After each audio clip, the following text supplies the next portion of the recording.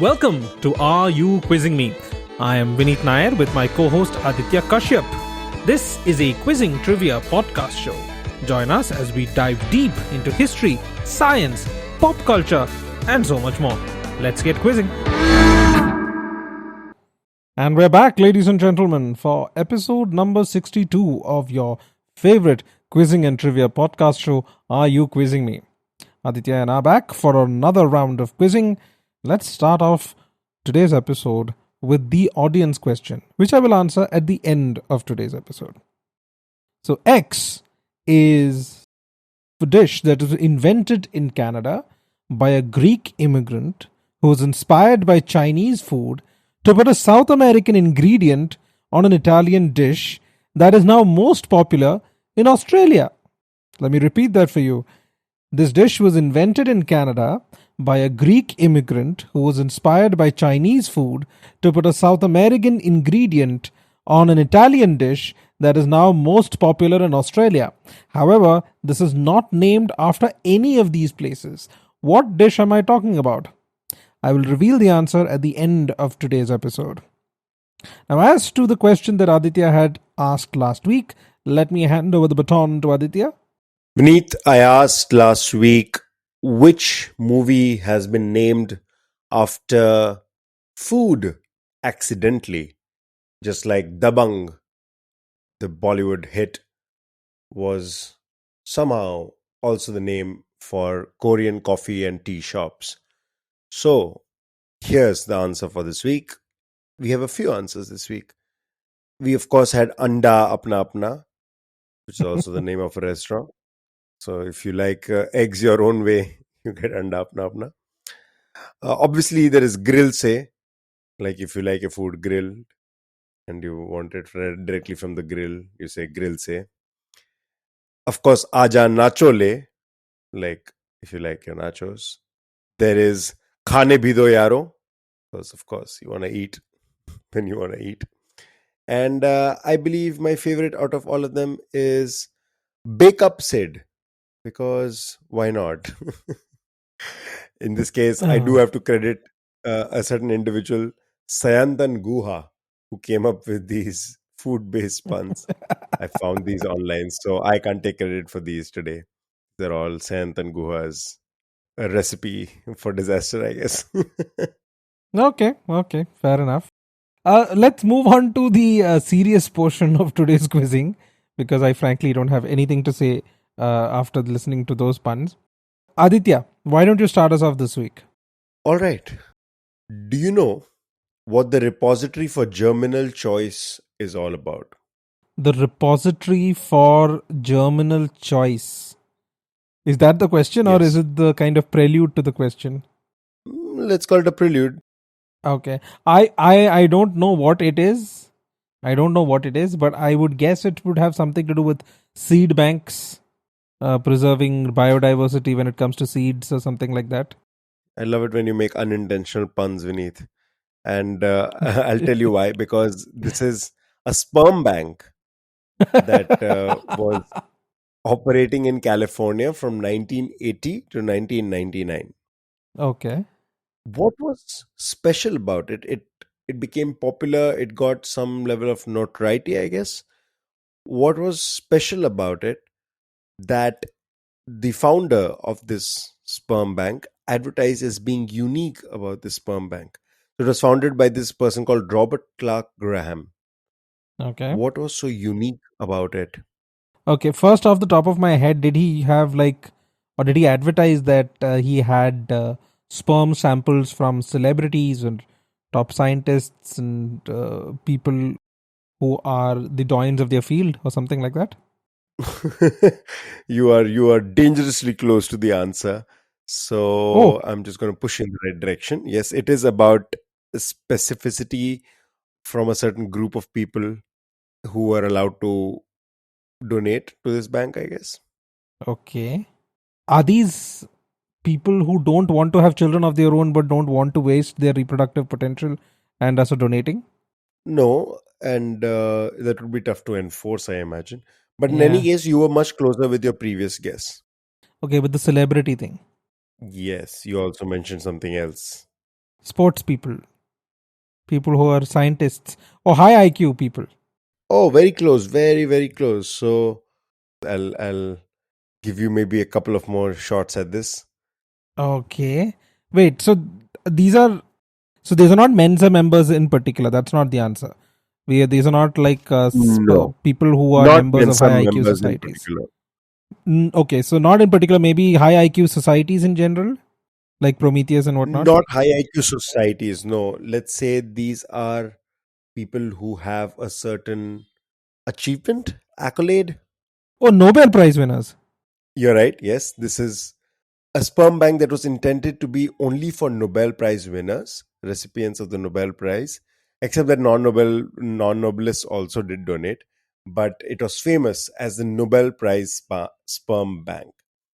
It was initially called the Hermann J. Müller Repository for Germinal Choice, named after Hermann Joseph Müller, who was a Nobel laureate from the 50s, I believe. Turns out that even though Robert Graham went around talking big game about how this will be a high IQ sperm bank, it wasn't the case that there were a lot of Nobel Prize winners who were attached to this Yeah, I was going because, to say that. Sounds a little sus, to use the Gen Z yeah, terminology. because Sus. it was very sus because Robert Graham was also a eugenicist, Oh. and there were three people who were attached to it, two of whom pulled out. No pun intended. Uh, Pulled out once this place got notoriety, and only one known Nobel Prize winner who was associated with it who did donate once apparently. So that was the case. The media made a huge furor over this whole eugenicist sort of bent to this thing. Do you know which TV show references this particular sperm bank Particular TV show. in in its pilot episode? Oh wait, this is the Big Bang Theory. They try to make money It by is going to a sperm bank.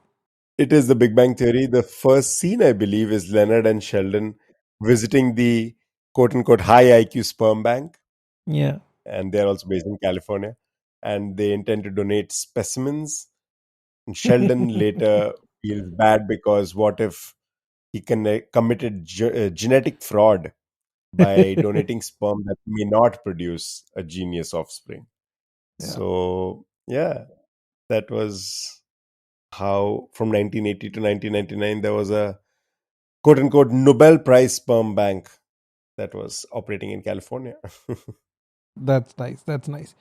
Great question. I'm going to Hmm. move on to something related to music, or at least the Grammys. So, X has been nominated for a Grammy 9 times and has won 3 times. He has won last in 2019 and was 94 years old and was the third oldest person to win such a Grammy. He was a prolific author, spent more than 30 books about his life, career, and experiences, subjects ranging from international affairs to a recollection of childhood Christmases. So, who are we talking about? When was the last Grammy? 2019. And he was 94 years old. He was 94 years old. Also, the author of multiple books, you said. Yes, more than 30 books. I can't think of anybody who jumps to mind right now. So, Okay, I will give you a clue which can- may immediately get you the answer. He led the effort to eradicate the guinea worm parasite in developing countries.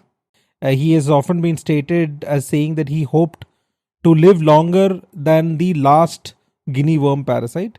And it's a testament to his effort that in 2021, only 14 cases of guinea worm parasites were recorded as compared to 3.5 million in 1986. So you can say he's been pretty successful.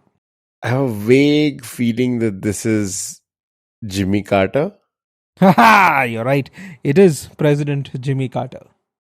He's won three Yes. Grammys. All spoken word Grammys, but three Grammys Three. nonetheless. Three. Wow. Okay. Now I remember this was for an audio book that he got the last one for. That's what I remember. Yeah. Yes. My next clue was going to be that the position of power that he held, he's often regarded by many as not having been one of the best. And to be fair, he also lived during that transition period when the world was moving towards a much darker context. So he was president during Mhm. the embassy takeover in Iran, when what we consider today as modern day terrorism rose its head. It wasn't a good time for him.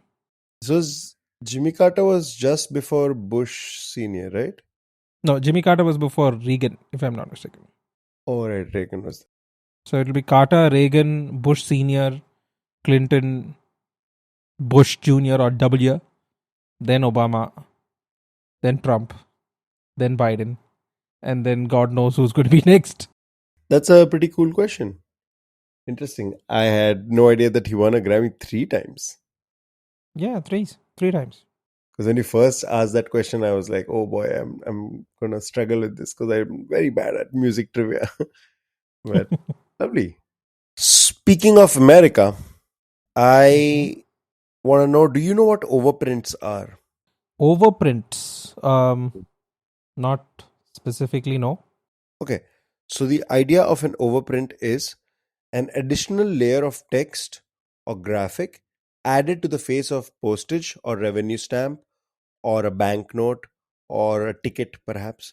So that's called an overprint. So there'll be the Okay. standard format that any of these officially issued pieces of paper or. Yeah, no, I understand now. Yeah, Yeah. yeah. Okay, great. So that would be an overprint. Do you know why America issued overprints on a bunch of dollar bills, including the $20 bill, with the name of a specific state on it? With the name of a specific state. Yeah. Was this during the American Civil War? No. Okay, so it's not one of the Confederate states. Did it happen when they changed a particular state's name? Did this happen after the acquisition of Alaska? Also, no. Okay, then you'll need to give me. I'll give you the name of the state. It is Hawaii. Okay, Hawaii became a state in the 50s, I believe. Slightly earlier, if I'm not wrong. I retract that. Hawaii did become a state post Pearl Harbor. It was part Okay, of the United States of America before that, obviously, but it wasn't granted statehood then. okay, yes. ठीक है. So Yeah. then it was That was 1959. 1959. I remember something about it being in the 50s. And then I'm like, Hmm. okay, so fine. So it's not, wasn't a state. Can you give me a time frame as to when this happened? That would be a very easy clue then. So before I give you that, I will give Okay. you something else. The intention behind doing the overprinting was to render the note worthless. Was this because they were afraid of a Japanese invasion and they didn't want the Japanese to get US currency, which they could use as a foreign exchange and have more dollar bills in their hand? You don't want your currency in the hands of your Perfect. enemies. Yes. Yes, you are absolutely right. You got that very quickly. The fear was that the Imperial Japanese Armed Forces might invade Hawaii and capture a bunch of these banknotes and unnecessarily contribute to the enemy's war effort, I guess. Yeah. So, to make sure that these dollar notes were recognizable immediately, the United States of America decided that they're going to print Hawaii on top of them during World War II. And if they were caught or if they were being used by the enemy, you would be immediately made aware that that they should not be considered legal tender anymore. So yeah, the Hawaii overprint note was a series of banknotes issued during World War II, and it was an emergency issue after the attack on Pearl Harbor. So specifically, that's why I didn't mention when it was, because that would Okay. give it to you too easily. But beneath, you cracked it nonetheless. So well done, well done. Yeah, so I've actually am in the middle of watching a World War II series. It's called Masters of the Air, which is a Oh, companion piece to Band of Brothers in the Pacific. But this is mm. specifically dealing with bombers, B-17 bombers, flying out of England, bombing Germany and Europe in advance of the invasion. So I was watching that. So World War II is in the forefront of my mind right now. Isn't it always? It is your Roman Empire. Okay, yes, I actually got that reference. So, yay me. Hmm. Let's go to sport. Right, let me give you a sport question because I rarely, if ever, ask a sport question. Right. So, Go for it. this type of field goal was first tested at the collegiate level in 1945 in a game between Columbia and Fordham, but it was not kept as a rule. It was just a test. There was another one game experiment in 1958 in a game between St. Francis and Siena. It was adopted across all professional and collegiate conferences, leagues, and associations in phases all throughout the 1980s. The use of this type of field goal has become more frequent in the modern day, particularly from the mid 2015 onwards. This increase in the past few years has been attributed to one single player who's credited with revolutionizing the game by inspiring teams to regularly employ this type of field goal as part of their winning strategy. What type of field goal are we talking about? Field goal is an interesting choice of words. I just want to clarify, are we talking about football? No. Mm, By field goal is the official terminology okay. that is used in the official books and whatnot. However, we would know it by slightly different names. Okay. And you haven't mentioned the sport yet. I have specifically not mentioned the sport because that would be a dead giveaway. Oh, okay. Interesting. Because I was assuming it would be hockey or ice hockey or something along those lines. But now I'm Fair guess, but no. yeah, now I'm thinking it isn't a sport with goals in general. So are Technically we not true, but not untrue either. that is Yeah, unhelpful in the worst possible way. it is true, but not true at the same time. Keep that in Okay. mind. No, don't. I will categorically refuse to keep that in mind because it only confuses me further. So Yeah. I'm going to go with my assumption.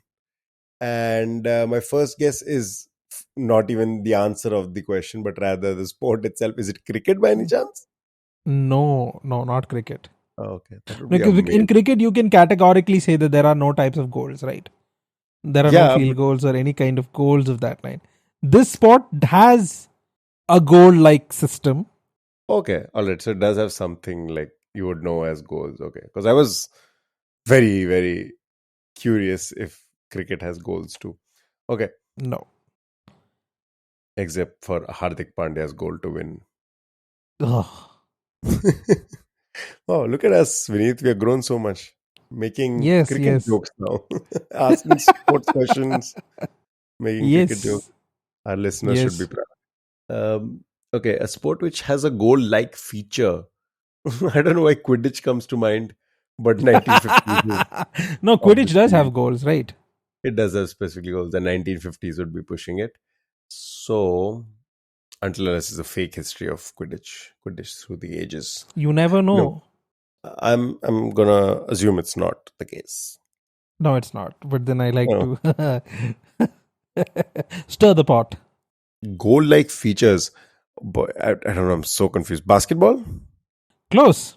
Not actually close. Yes, let me say it is basketball. So unnecessary, Vineet. No. Okay. Basketball and field goal. Would it be a 3 pointer? Yes, it is a three-pointer. Okay. So we what we call as baskets or points, they're technically supposed to be called field goals in the official terminology. Interesting. And so the do you know the player? So I had mentioned in the question that the increase in the use of this particular type of field goal in the latter years has been attributed to one particular player who is credited with revolutionizing the game by inspiring teams to regularly employ this type of field goal as a part of their winning strategy. As in, don't just use this as an opportunity, use this as a part of a winning strategy. Do you know which player I'm talking about? I know this piece of trivia because I remember hearing about this. Oh no, it's even escaping me where I heard about it. But yeah, the fact that 3 pointers should be a big part of the game instead of just a once off thing. Oh man, I'm not so good with the basketball names also. But it's not Okay, Kobe, I'll give right? you a clue about the player. This player's name Mhm. is the same as a dish with a sauce seasoned with spices mainly associated with South Asian cuisine. South Asian. A dish seasoned with sauce. That is just every every dish in South Asia. Yeah, dish with a sauce seasoned with spices mainly associated with South Asian cuisine. What would you call such a dish? Right? Kobe beef, Kobe Brian. I'm trying to think of what other Asian. Well, Kobe is not Asian, South Asian, but it's Asian. Hmm. No, the name just happens to be the same. It's like a Dabang association. It's not intended to be that way. Uh, Okay, like if I told you there's like the name of the name of a type of dish is the same across India, Indonesia, Singapore, even Japan. What name would you think of? Like the same name you'd see here, there, everywhere. that would be oyster sauce, Jordan. No oyster sauce in uh, India. oh, I was Uh, thinking first names. Do you mean Steph Curry? yes, it is Stephen Curry. Stephen Curry. So Steph Okay. Curry is who's inspired. He's like a regular 3 point machine. So, like, he's one of the few basketball players I know of. So that should tell you how famous he actually is. I'm on first Yeah. name So basis. I call him Steph. I don't even call him Stephen. you call Steph. Yeah. So this 3 pointer was not part of the original basketball rules, right? It was first tested in 1945, but not kept as a rule.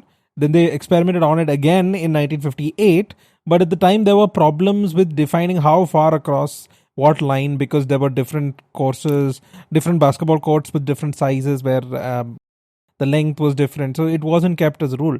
And then throughout the 80s it was all standardized and made common across all leagues, associations and conferences, and finally it has become a standard rule now. And since 2015, since Steph Curry has become this major player, it has also become a part of creating a winning strategy during a game. Cool. That's a fun question. All right. I did not, especially the field goal part. I love that. Okay. Speaking of goals in the classic sense, Okay. football, takes me to football, which takes me to Brazil, and we have Okay. segue. My next question is from Brazil. So the right to dash, just like there are bill of rights for most countries, Brazil has a right to dash, which is colloquially called the right to dash, and is in the healthcare system, is something that has become a sort of a cultural export from Brazil or a cultural identity of Brazil because they do offer the right to dash. This is something that came to be because of a guy called Ivo Pitangai. In the late 1950s, Pitangai, who is now known as the Pope of Dash, convinced the president that the right was as basic as any other health need. Can you tell me what the right is that is pretty unique to Brazil? I am going to give you a number of guesses because I have no clue what this is. And when you mentioned Brazil and being a cultural export of Brazil or an export of Brazil, a lot of things come to mind, right? But what's really throwing me off is that you said it's part of the healthcare thing. So Mhm. the right to something is a healthcare thing you're talking about. Adjacent, I guess you could call it that. Healthcare adjacent. Okay. First guess, I have no expectation this will be right, but is it the right to drink coffee? Oh, that's a fun guess, but no. Because Brazil is one of the largest exporters of coffee in the world. Okay. Second, knowing Brazil would be the right to play football. I don't think that should be a right, but still, like, what else are No, you talking it's about not the Brazil? case. No, okay. It's not football. And again, I don't know, that's not health adjacent unless you count injuries due to football. Wow. The right to Samba? Oh man, I really wish that countries had the right to a specific kind of dance, but no. No, okay. Okay. Okay, I am lost.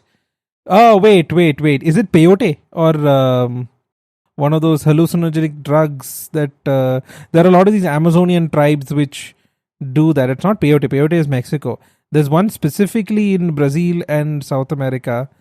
Ayahuasca. Yeah, that's what it is. Is it that? No, it's not ayahuasca either. All right. So let me tell you a little bit more about this, or let me give you more descriptive details. In most other countries, including India and the United States, any other country, I believe, this particular part of the healthcare industry would not be subsidized. Oh, is this plastic surgery? That's right, it is plastic surgery. So, do you know what the right is? The right to boob jobs. That would be too specific. Okay. Think more Uh, generic. wait, the right to beauty? The right to beauty is something that is Wow. in a way guaranteed to Brazilians. And this was because of the efforts of this one specific guy who's considered the Pope of plastic surgery, Wow. Ivo Pitangay. And he argued that the right to beauty was as basic as any other health need. He made the case that ugliness caused so much psychological suffering in Brazil that the medical class could not turn its back on this humanitarian issue. Wow. In 1960, he opened the first institute that offered plastic surgery to the poor. And Brazil has a massive number of very qualified plastic surgeons because there's a huge demand in the country. It has become sort of a cultural export, or definitely a cultural identity.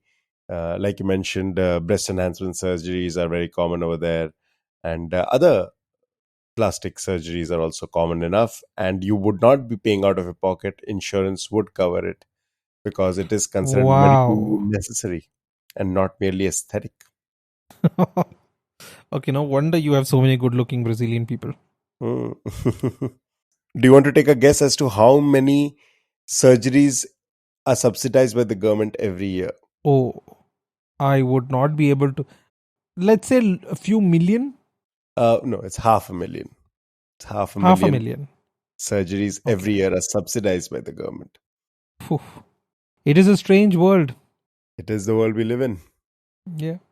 and you cannot make this up. Mm. If somebody put this in a movie, the critics would be like, "This is so unrealistic. This would never happen."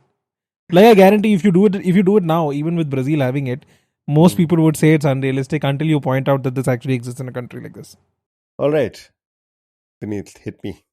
Okay, so this is regarding something in particular. It's something very specific.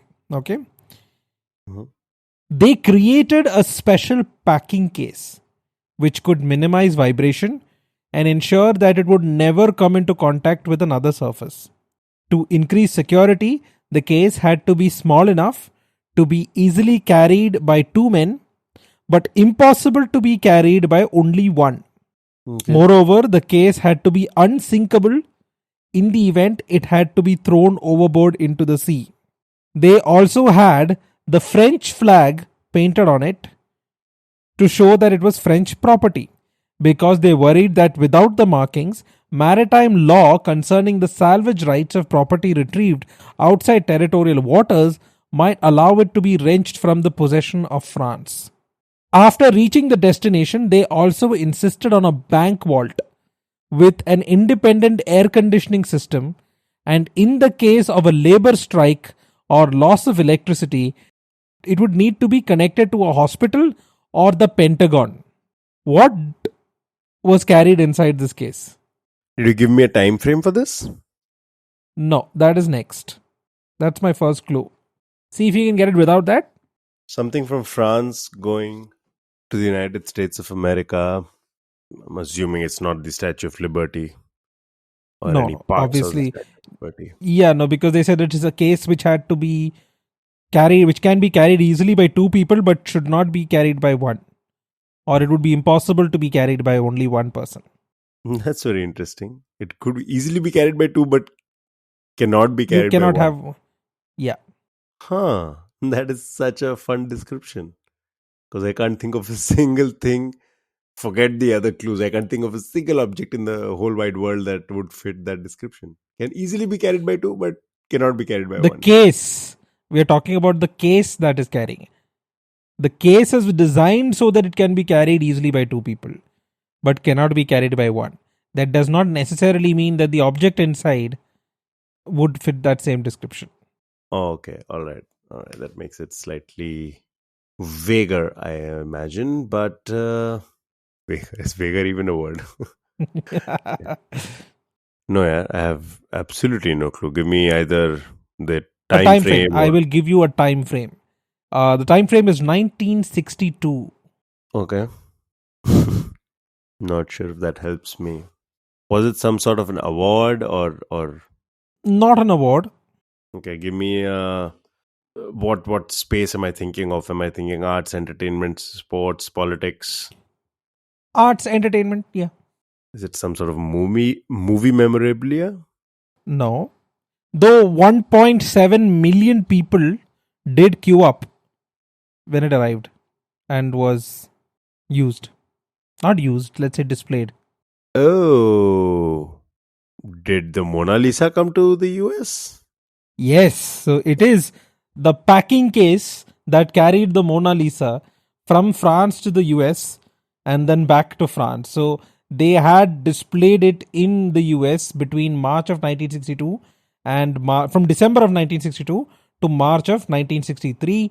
The French government lent it to the US to be displayed in New York City and Washington, D.C.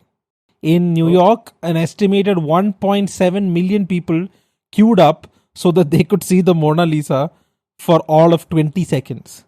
Each person was allowed 20 seconds to see it. What I find really ironic about it is they had the French flag painted on it to show that it was French property. yeah, you don't want that disputed. What do the French have if not the Mona Lisa? And I guess baguettes and Uh, miming that you have Mona Lisa and the croissant, baguettes. croissant. Let's say croissant, Also, that is croissant. true. Though it is disputed whether it is from France. A Yeah, there croissant? was this thing. I think people were saying it's also from Austria. Yes. Yeah, so So then possibly that's not. But then French cuisine at least is from France. We can definitely say that. Escargot, snails from France. Champagne from France. I have a friend who works in the culinary space in food, and she has argued that French food sucks. So her argument is that French bakery goods are great. So anything that's Yeah, baked, but everything that's considered the high branded hot food, cuisine. hot cuisine is actually quite garbage. I don't completely agree, but I do see where Neither she. do I. I think it's a matter of your palate. If you're Hmm, used to a South Asian, or East Asian palate, or even African palate, it's very difficult to hmm, appreciate yeah, French food because it can seem very bland. yeah. I think they have few ingredients and they make those ingredients shine. They don't have Yeah. as much of, I guess, variety in terms of spices and all whatnot. But that's for another time. That's for another food episode, I imagine. Yes, yes. Okay, Vineet. Hmm. Speaking of old things, What? Mona Lisa old now. Mona Lisa is old. Come on. Also, sorry, before I ask my question, the whole 20-second thing, I went to the Louvre and I stood near the queue. I didn't get into the queue to view the Mona Lisa.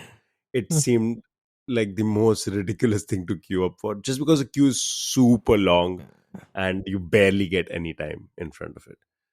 And I it's very understand. small. I've seen photographs Oh, of yeah. it like in the context of the room. It's very small. It's tiny and there are huge, beautiful paintings in that museum. Well, I guess it is what it is. All right. Yeah. But speaking of old things, let's move to my last question and the second last question of this episode. And here I have to warn you that this question isn't technically a great trivia question, but it is a phenomenal piece of trivia. Okay. So Fair bear enough. with me if the question doesn't make a whole lot of sense. Okay. What is common between the rings of Saturn, Okay. Polaris, the North Star, Okay. the Atlantic Ocean, Wait, what? Wait for it. Wait for the last one. Trees. What? Wait, we're talking about the rings of Saturn, Mm-hmm. the North Star, Yep. the Atlantic Ocean, Yep. and trees. Not any specific tree, just all trees. Trees. All trees. What? I cannot even get a starting point. Polaris, the rings of Saturn. Wow. Anything to do with Atlantis? Atlantic Ocean, Atlantis. But then No. trees. What do trees have to do with Atlantis? Wow, this is just weird. And Polaris is. Okay, are we talking about the star Polaris or the North Star? Because the North Star keeps changing We're talking every about- few 10,000 years. We're talking about the star Polaris. The star Polaris. Wow. What we call Dhruv Tara, right? Yes. Oh God, I have nothing. The Atlantic Ocean, the rings of Saturn, and trees. Wait, are these all things that James Cameron changed in the second cut of Titanic? Oh man, that is a No, great technically that may not be wrong. There must have been a tree somewhere in the film. I'm guessing he might have added it or removed it. The Polaris and the rings of Saturn when he changed the night sky, and he might have also changed the special effects for the water. It's a right answer. You cannot say this is wrong. I will consider this the unofficial second answer to this question. Okay. Yeah, but it isn't the answer I was Wow. looking for. Okay. Give me a clue. What should I be looking for? Is it etymology related? Is it mythology related? Is it something else? What is this? It is in the space of science, and Okay. specifically, let's say, the animal and plant kingdom. Let's be even more specific. Wow. It's one species. A species is common to the rings of Saturn, Polaris, the Atlantic Ocean, and Well, trees? it's not common to it, but all of these things relate to that species in a very specific way. Okay. To be fair, these are not. I'm using the word species rather non-scientifically, so it's not. Okay. I'm not sure if it's a specific species or it's Wait, a are genus. these something to do with dogs? I'm spitballing here. Polaris dog. No, that's a good guess, but no, it's not. It's No, not it's the the case. Sirius. Sirius is the dog star, not Polaris. Yeah. Okay. Ooh, pigeons or doves is something which navigate. No.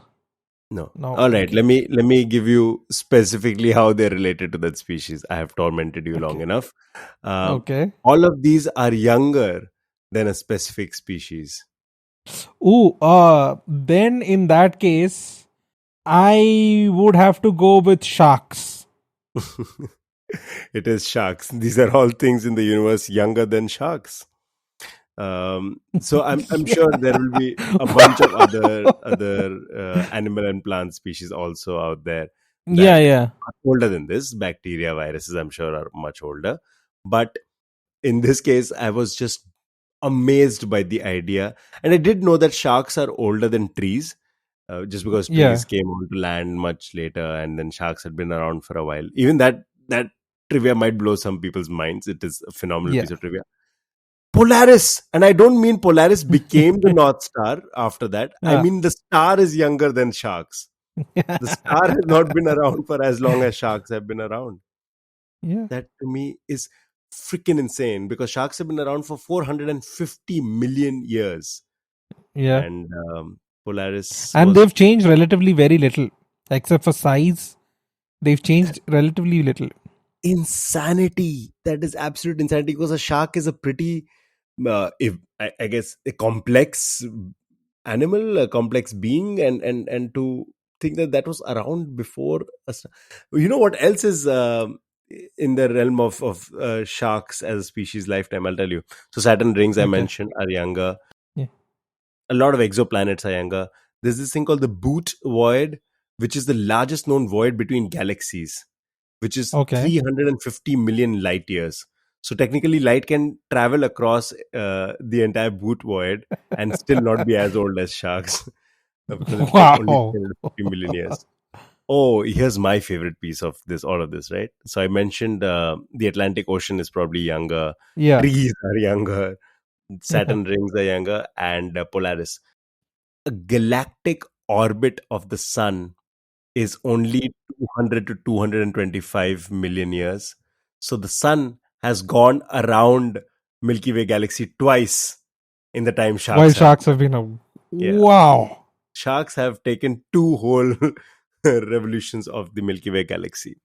And just look at the comparison between how long they have been alive, sharks have been alive, compared to humans.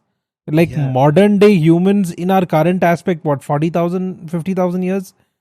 I think That's 200, pushing it to the very extreme. Like when we're talking civilizations, maybe around 10,000 years, but 10,000. humans as hunter gatherers, maybe about 50,000 years or so. You might push it to a few 100,000 if you look at our previous, progenitor species. Yeah, But it's very interesting because the Homo erectus was around for 2 million years. So yeah, even the Homo erectus has been like almost 10 times longer than Homo sapiens have been around. So yeah, it is insane. But yeah, 200,000 years is the maximum, I believe, to that Homo sapiens are estimated to be yes, have been yeah, around, compared to 450 million years. That is yeah. what is that number?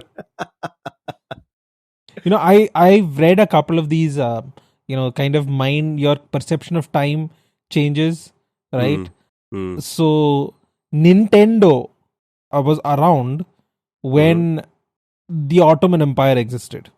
Oh yeah. Warner Brothers was around when the Ottoman Empire existed.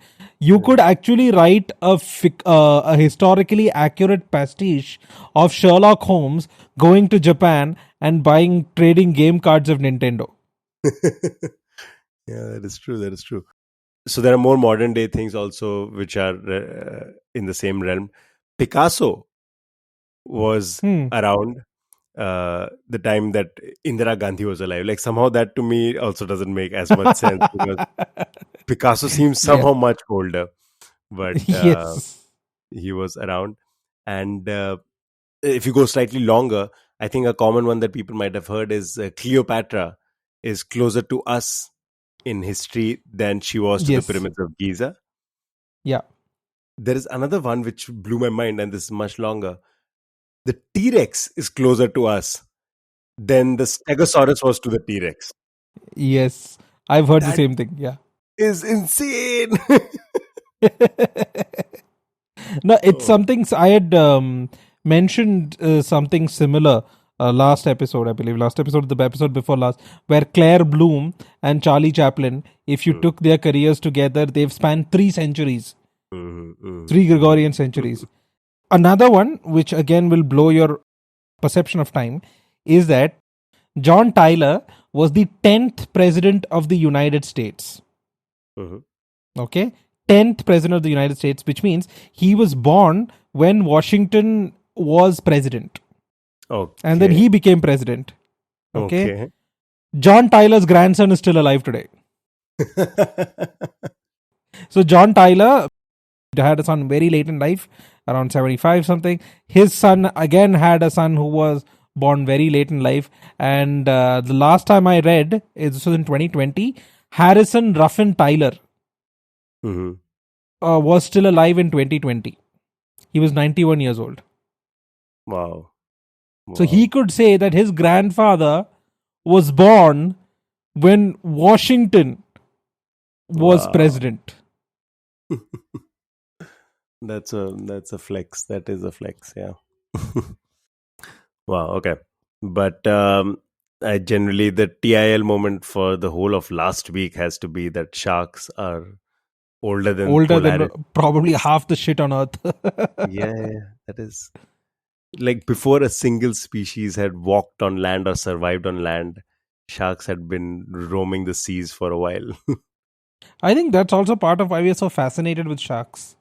Sharks, they are so very complex as creatures that it is And also really quite amazing. alien because you don't see any other fish, because sharks are not fish, but you don't see any other kind of aquatic or marine animal or whatever you want to call them, living being, which resembles sharks. Like they have their own identity and it's very separate from everything else. Ooh, and of course, Jaws. Yes, Jaws and Shark Week. And Okay, let's move from sharks to the theater. There are two actors. Let's call them X and Y. Okay, they're famous for playing the same character. Both of them are famous for playing a character, and it's the same character. These two actors starred on the London stage together in 2011 in a production of Frankenstein. It was directed by Danny Boyle, and what was unique about this play was that X and Y would alternate between playing Victor Frankenstein and Frankenstein's monster.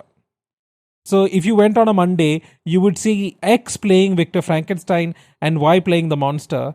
And the next day, the same play would be played with Y playing Frankenstein and X playing the monster.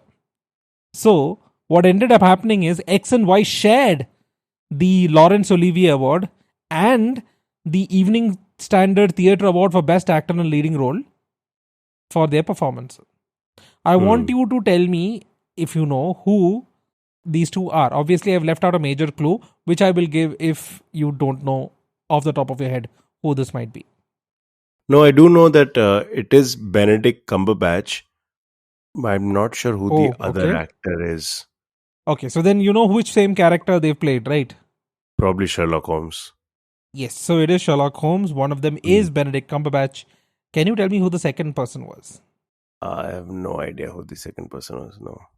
Okay. Would it help if I told you that this person also played Sherlock Holmes on television? Oh, on television.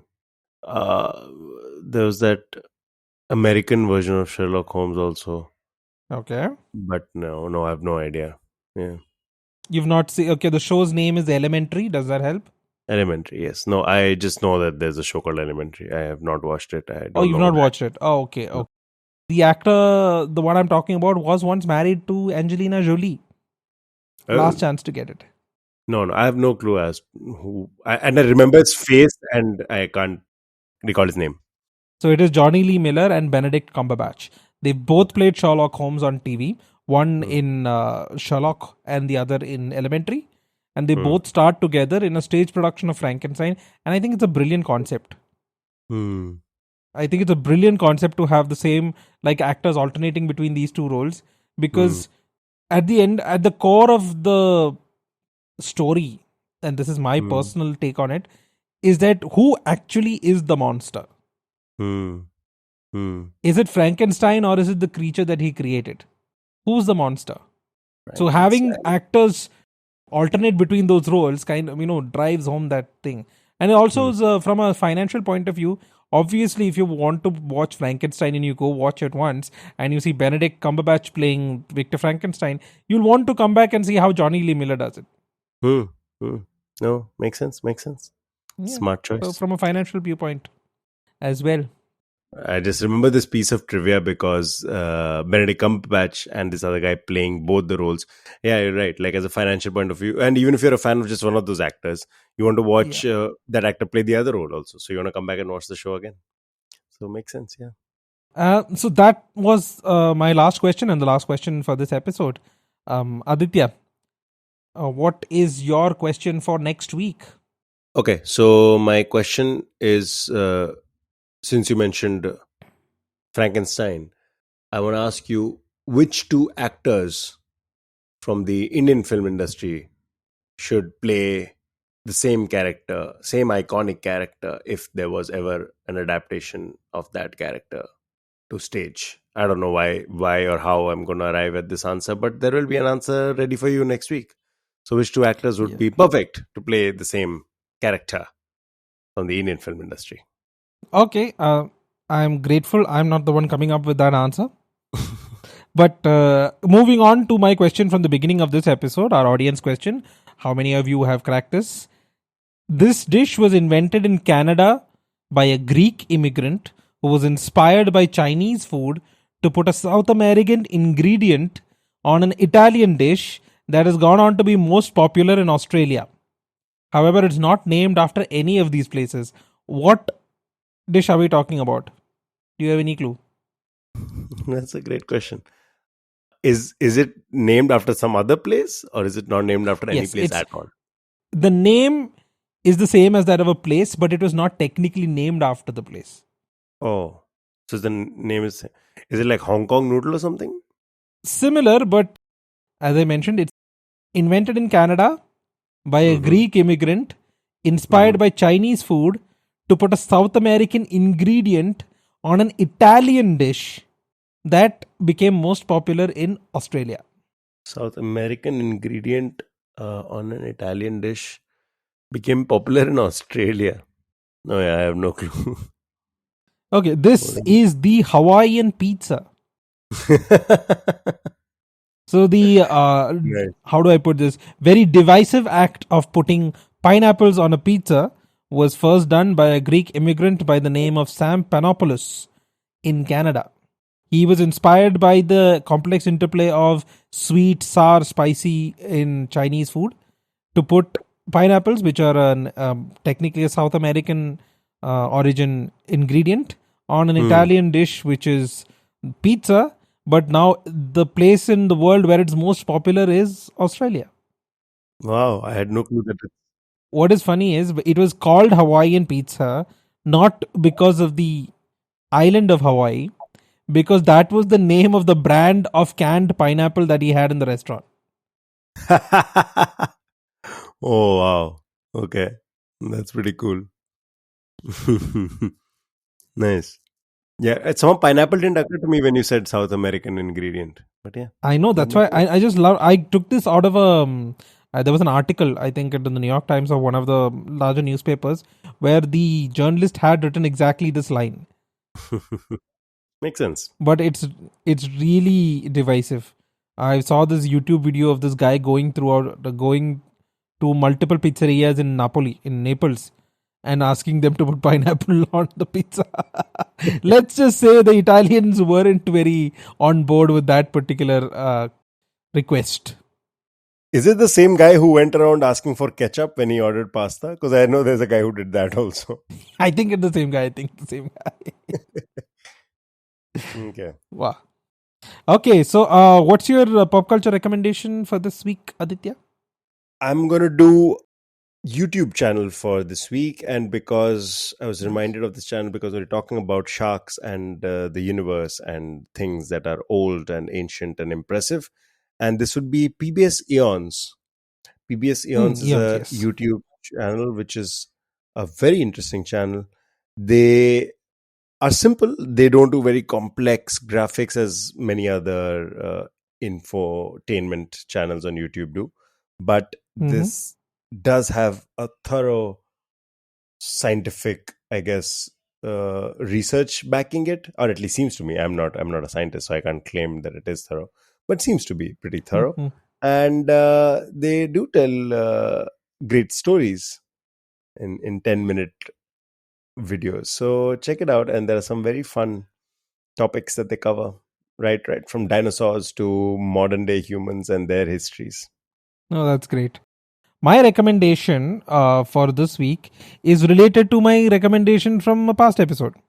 So, if you remember, I had mentioned Benjamin Stevenson's book, Everyone in My Family Has Killed Someone.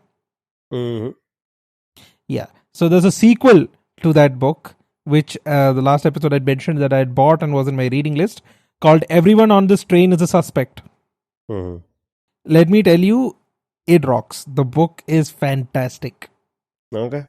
It is Okay. truly fantastic, and I would recommend it to everybody, anybody who enjoys a good comedy book or a good mystery, because it's a solid mystery. Because I believe that a good mystery writer should be able to put all the clues in front of the audience and then reveal the answer. Many times, what happens is there will be some odd clue or something that is off screen or is not told about, and it's a deus ex machina or some kind of thing that comes up in the end, and they're like, oh, it is because of this that this person was the killer. But no. Here, in the chapter right before the complete reveal, the author or the narrator actually lists all the clues for you one more time. Nice. Okay. It's a fantastic book. I would highly recommend it to everyone else. And something that Aditya and I were discussing earlier about how long humans have been, how long Homo erectus was there before Homo sapiens took over, and things like that. I was reminded of a line from a TV series that I saw recently.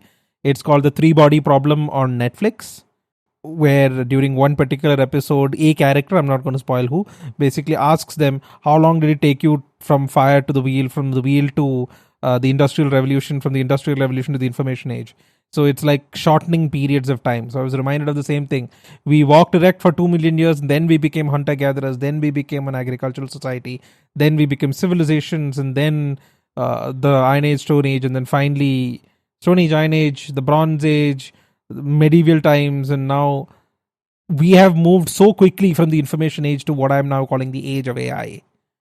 Mm-hmm. I wonder what our children will see. As long as what they're listening to is this podcast, I'm okay with everything Aha! else. Nice plug. I like it. So that's all for today's episode. Thanks everyone for listening in. We hope you enjoyed the show. Hope you learned something new, because frankly, there was some massive TILs for me in this episode. If you like what you heard, please subscribe to our podcast. Leave us a review on your favorite podcast platform. Take 2 seconds after I finish my spiel to give us a 5-star rating and subscribe to our podcast on whichever platform you're listening to us on. It helps us reach a wider audience and allows more people to discover and enjoy the show. We'd love to hear from you. Feedback, suggestions, trivia, even questions you want asked on the episode. Just send us an email at areyouquizzingme@gmail.com with the name of the quizmaster who you want to ask the question in the subject line of the email. We also have a subreddit, r/areyouquizzingme. And you can also reach us on Instagram at areyouquizzingme. We appreciate your support and look forward to sharing more episodes within the future. Thanks again for tuning in. Have a great day. See you guys next week.